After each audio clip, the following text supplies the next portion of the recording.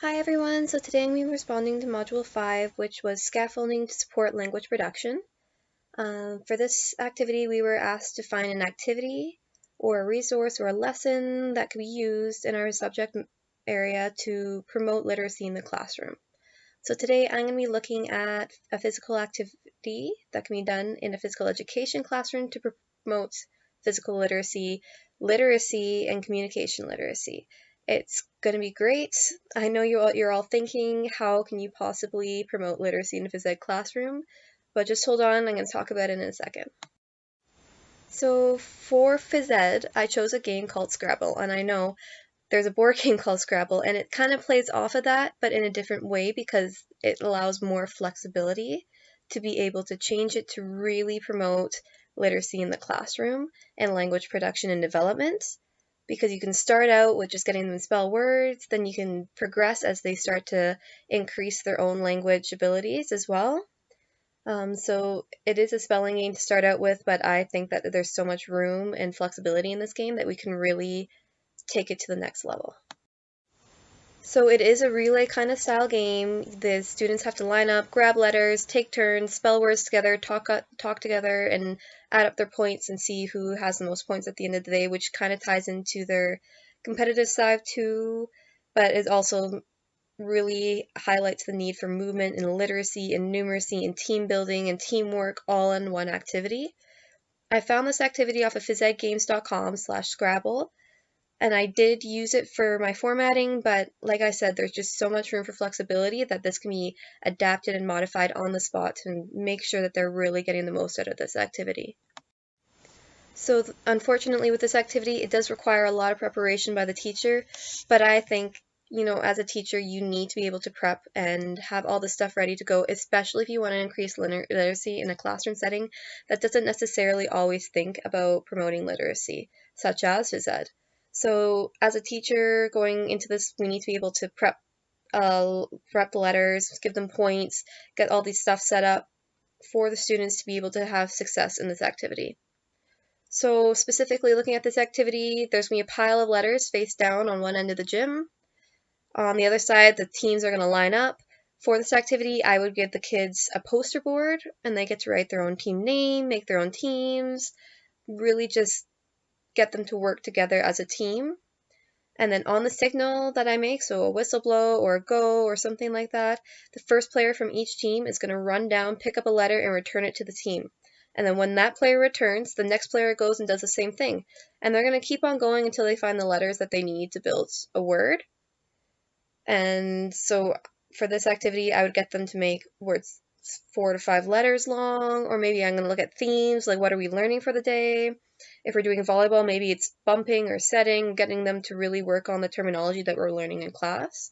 And then if they're really showing that they can progress past this, I'd get them and challenge them to make a shorter sentence, maybe even poetry, who knows at that point, because there's just so much flexibility in this activity.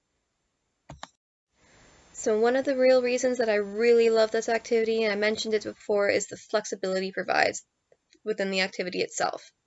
So the game gives you the structure of how you can do these things, but you as a teacher have the ability to adapt it and modify it to really make it useful to the students that are in your class. So if you have some that need work with terminology or spelling or anything like this, it really enhances their ability to do this, and it really gets the students working together as a team, communicating, building their language, doing all this stuff. And like I said, we can adapt this past just vocabulary words or spelling or anything like that to make poetry and sentences and just really getting them working in a language in a way they haven't before.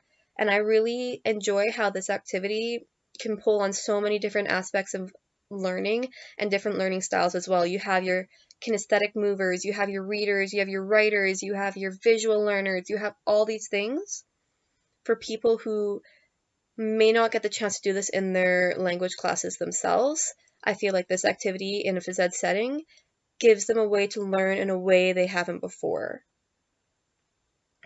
I really feel that this ties into the collaborative conversations as outlined in the Output Strategies for English Language Learners Theory to Learn, as it requires the students to interact together and all contribute to the conversation at hand. I also believe that this is an activity in writing because it requires them to collaborate ideas together. And although not a long written statement, it gets them to work together in a meaningful way. You are going to have students who come up with different words, different sentences. It's going to be all creative. You're getting them to, like I said before, you're getting them to work in a way they haven't before.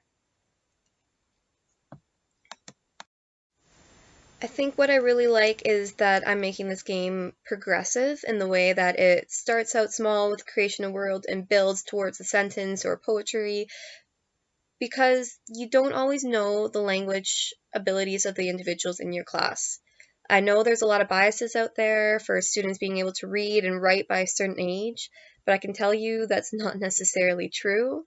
I'm going into the classroom from an out of school care perspective where my grade sixes can't spell. They're having a hard time reading big texts. And to me, that's crazy. I was talking to one of my grade twos the other day, and they're asking me to read and tell them how to spell the. And I was mind blown a little bit because I felt that at this age, when they're 7, 8 years old, they should already be able to read very beginner books and be able to sound out words and write words that they use on a regular basis. But for these kids, they're not learning that. And so expecting them at a junior high level to be able to spell these words and make these sentences and all this kind of stuff would be presumptuous in the way that we would expect them to know every single sport or every single game coming into the lesson so that we don't have to teach it to them. But you don't know their background, you don't know where they're at. So by starting it off with this progressionist style, it allows the students who can be challenged to be challenged, and those who need help, need the scaffolds in place to support their learning to be able to be supported.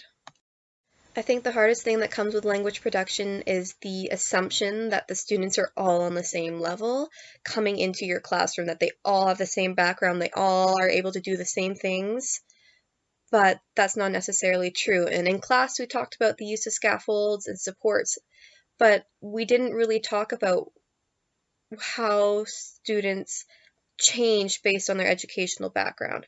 And so we're assuming that these kids are going to already know how to write sentences, how to spell words, how to read, but it's not always the case. And so the necessity to have these scaffolds is just so crucial because you don't want your students to come out of your class struggling to create these simple words that you would just assume they would already know. And so I feel that something like this that allows them the support they need at the beginning, they can draw from their peers, they can draw from their teacher to just help them learn in their own way and then progress as they're learning and they're growing in their own literacy to be able to progress themselves onto these shorter sentences. And maybe this does challenge them in the way they've never been challenged before, because maybe this activity doesn't necessarily engage them in a way that the other classes will, but it will be engaging in the way that it helps them learn. As a teacher, I truly just want to engage my students in an entertaining way that helps them develop their own individual skills and just helps them really become successful for the rest of their lives. Because at the end of the day, these skills are necessary for them to be successful in the real world, in life, and fostering them early, providing the supports they need to learn the stuff early, that is just essential to their development as an individual and as a human being in the world.